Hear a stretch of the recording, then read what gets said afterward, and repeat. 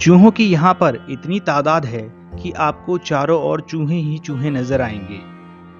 प्रसाद को खाते हुए, दूध पीते हुए, रेलिंग के ऊपर सोते हुए।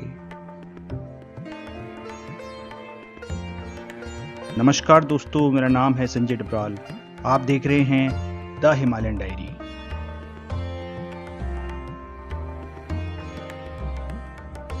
भारत, कितना सरल सा नाम, पर चप्पे चप्पे पर कितनी भिन्नताएं लिए हुए है। इतनी सारी जगह हैं देखने के लिए और घूमने के लिए।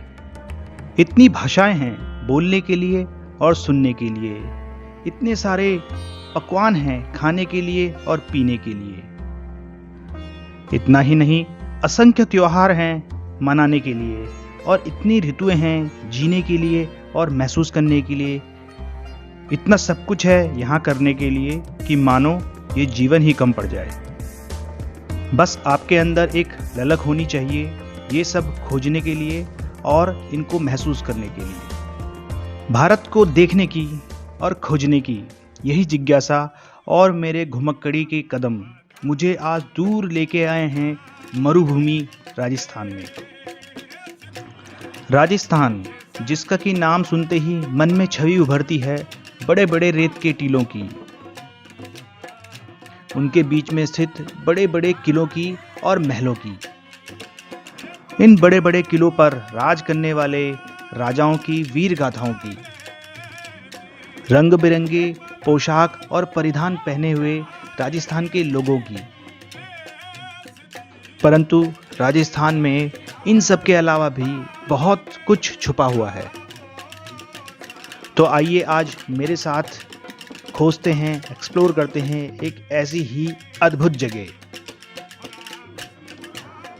तो दोस्तों, शुरू करने से पहले आपसे एक निवेदन है कि अगर आप पहली बार मेरे इस चैनल पर आए हैं तो चैनल को सब्सक्राइब जरूर करें।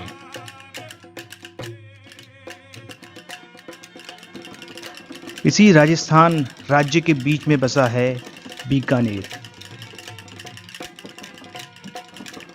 बीकानेर, शायद ये नाम किसी परिचय का मोहताज नहीं है। शहर के बीचों बीच स्थित है जूनागढ़ का भव्य किला। देख के आप मंत्रमुग्ध हो जाएंगे। परंतु मैं आपको बीकानेर नहीं बल्कि बीकानेर से थोड़ी ही दूर एकांत में ले जाऊंगा, जहां स्थित है देशनोक नामक एक छोटा सा गांव। देशनोक, जो कि बीकानेर से सिर्फ 30 किलोमीटर की दूरी पर है और रेलवे लाइन और सड़क द्वारा कनेक्टेड है। क्या खास है इस जगह में, आप सुनेंगे तो अचरज में पड़ जाएंगे। यहाँ देशनोक में स्थित है एक ऐसा मंदिर जहाँ पर आपको देखने को मिलेंगे चूहे। एक नहीं, दो नहीं, बल्कि हजारों चूहे मंदिर के प्रांगण में आपको घूमते हुए मिलेंगे। इस मंदिर का नाम है करणी माता मंदिर। भारत में इसके अलावा ऐसा कोई दूसरा मंदिर कहीं भी नहीं है जहां पर इतनी भारी संख्या में चूहे नजर आते हों। इस मंदिर में माना जाता है कि लगभग 25,000 काले चूहे हैं।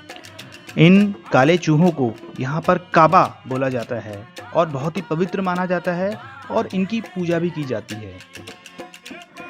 जैसे ही आप मंदिर के मुख्य द्वार से मंदिर के प्रांगण में प्रवेश करते हैं, चूहों की दौड़ शुरू हो जाती है। चूहों की यहाँ पर इतनी तादाद है कि आपको चारों ओर चूहे ही चूहे नजर आएंगे। प्रसाद को खाते हुए, दूध पीते हुए, रेलिंग के ऊपर सोते हुए, मंदिर के गर्भगृह में मूर्ति के ऊपर बैठे हुए और एक बड़े से कुंड के चारों तरफ घूमते हुए। ऐसा विचित्र मंदिर और इतनी भारी संख्या में चूहे शायद ही भारत में कहीं और देखने को मिले।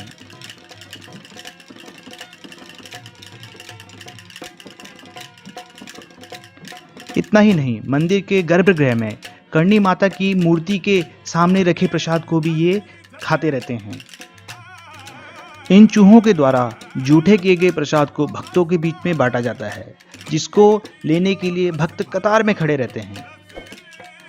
चूहे इधर से उधर इतनी तेजी से दौड़ते हैं कि आपको यहाँ पर पाँव उठा के नहीं बल्कि इन पाँव को सरका सरका के चलना पड़ता है। बार बार मन में ऐसा भय लगता है कि कहीं हमारे पाँव के नीचे आके कोई चूहा मर न जाए।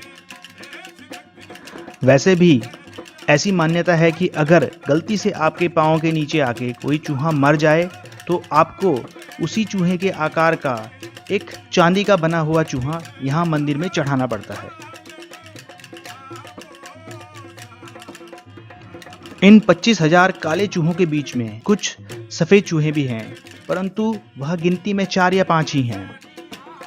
तो उन सफ़ेद चूहों को स्पॉट करना या देखना बहुत ही सौभाग्य की बात मानी जाती है और आपको वह इजीली नज़र भी नहीं आते हैं। ऐसा माना जाता है कि सिर्फ सौभाग्यशाली भक्तों को ही सफ़ेद चूहा नज़र आता है। वैसे यहाँ पर एक प्रश्न जरूर उठता है कि इस ही मंदिर में इतने सारे चूहे आखिर आए कहाँ से हैं? तो इसके पीछे एक पौराणिक कहानी है। माना जाता है कि कर्णी माता के पुत्र, जो कि कोलायत की एक झील में डूब गया था और उसको यमराज से वापस मांगने के लिए माँ ने बहुत तपस्या करी, परंतु उन्होंने कर्णी माता के पुत्र को चूहे के स्वरूप में जीवन दान दिया और ऐसा माना जाता है कि तब से यहाँ पर इस मंदिर में चूहों का वास हो गया। वैसे इस मंदिर के भवन का निर्माण बीकानेर के राजा गंगा सिंह ने 20वीं शताब्दी में करवाया था।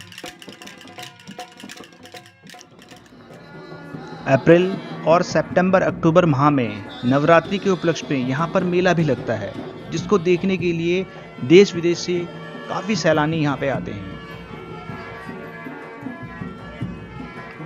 वैसे चूहों को हमेशा गंदगी का प्रतीक माना गया है और ऐसा माना गया है कि इनके द्वारा प्लेग जैसी महामारी भी फैलती है, परंतु इस मंदिर के इतिहास में आज तक कभी ऐसा कोई किस्सा दर्ज नहीं हुआ है कि जहां पर इन चूहों के कारण पे प्लेग या अन्य कोई महामारी फैली हो। मंदिर समिति रोज सुबह शाम यहाँ पर सफाई करती रहती है और चूहों के छेदों को और बिलों को साफ करती रहती है।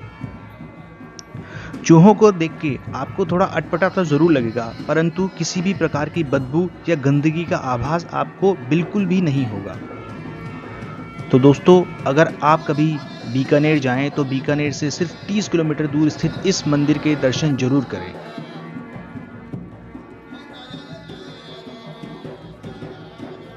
तो दोस्तों, मुझे पूरी उम्मीद है कि राजस्थान का एक अनछुआ और अनदेखा पहलू मेरी नज़रों से और मेरे कैमरे से देख के आपको अच्छा ज़रूर लगा होगा।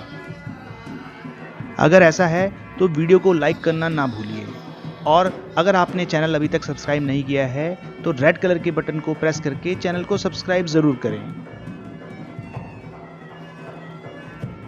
साथ साथ आपका कोई सुझाव हो या आपका कोई कमेंट हो तो नीचे कमेंट बॉक्स में लिख के मुझे अवगत ज़रूर करें। तब तक अगली वीडियो के लिए मैं संजय डबराल आपसे अलविदा चाहता हूँ। नमस्कार।